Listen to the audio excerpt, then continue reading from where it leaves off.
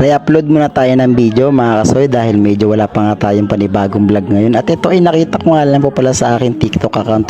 Diyan nga pala ay nagre-request si Mrs. ng sinigang sa miso. Sabi ko wait lang, maliligo lang ako. At ako nga po pala ngayon ay pupunta dun sa may Paho Market upang bumili ng nasabi niyang ulam. Ang ating lulutuin ngayon ay sinigang sa miso. Sabi ko saglit lang, magbibihis lang ako. Siyempre konting ayos lang muna tayo kahit hindi naman importante medyo lakad natin. Kailangan maging maayos sa maging disente tayo sa ating pangatawan for today's video. At syempre umalis na nga ako dito ng aming bahay at tayo nga po pala ay pupunta dun sa may Paho Market. Kung makikita nyo may dala nga akong pera dito dyan, pero sa totoo lang utang po yan dahil wala pa po akong sahod for today's video. What's up mga kasoy, nandito na nga po pala ako sa may kahabaan ng Paho at ay makikita nyo Paho Public Market. Dan nga po pala ako bibili ng ating lulutuin ngayon for today's video na sinigang sa miso. At nandito na nga po pala ako ngayon sa may Paho Market upang maghanap ng isda at nakita ko nga itong yellowfin kung tawagin.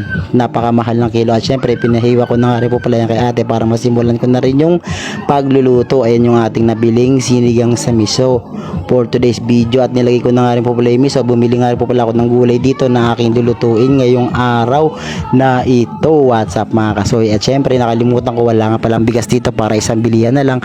Pumunta nga po pala ako dito sa may bilihan ng bigas at syempre fast forward nandito na nga ako sa bahay at inayos-ayos ko na nga rin po pala yung aking mga lulutuin ngayon para maaga tayo makaluto, maaga din makakain. Sinimulan ko nga rin po pala dito yung paghuhugas o paglilinis ng ating isda dito.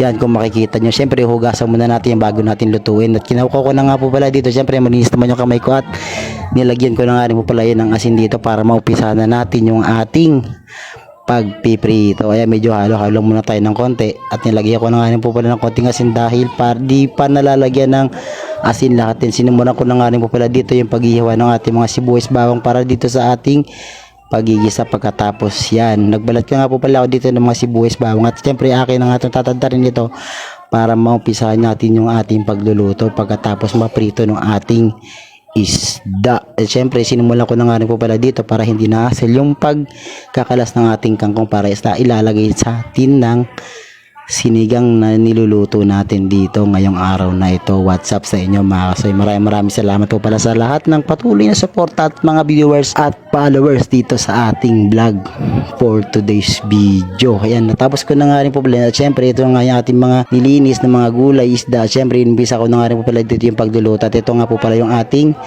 finished product. At syempre naglagay na nga po pala ako dito ng mantika at syempre tayo nga po pala ay magigisa. Syempre para hindi mo rin maisip na ikaw ay laging nag-iisa. Joke lang po, humugot ka na naman kasoy, Kiori TV. What's up mga kasoy, at syempre sinimulan ko na nga po pala dito yung pagigisa at yung sunod nga po pala dito ay ang paglalagay ng miso kung alam mo.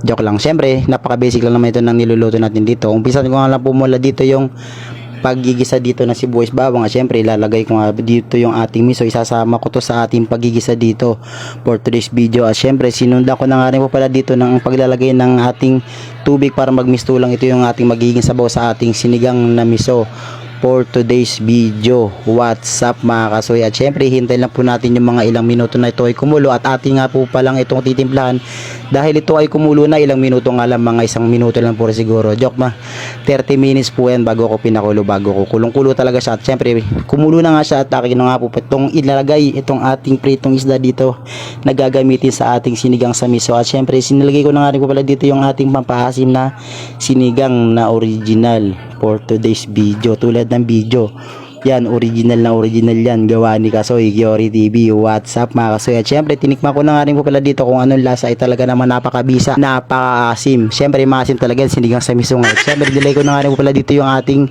pambansang gulay kangkong na may kasamang konting sili para kumapit yung kanyang anghang. Hindi ko naman sinasabi na mahirap lutuin to, kahit sino naman pwedeng lutuin ito. Nice ko lang i-share sa inyo, in-upload ko dito sa aking Facebook fan page para meron tayong content at vlog na napapanood. Ito na nga, makalipas ang 2 minuto ay medyo tapos na nga yung ating pagluluto.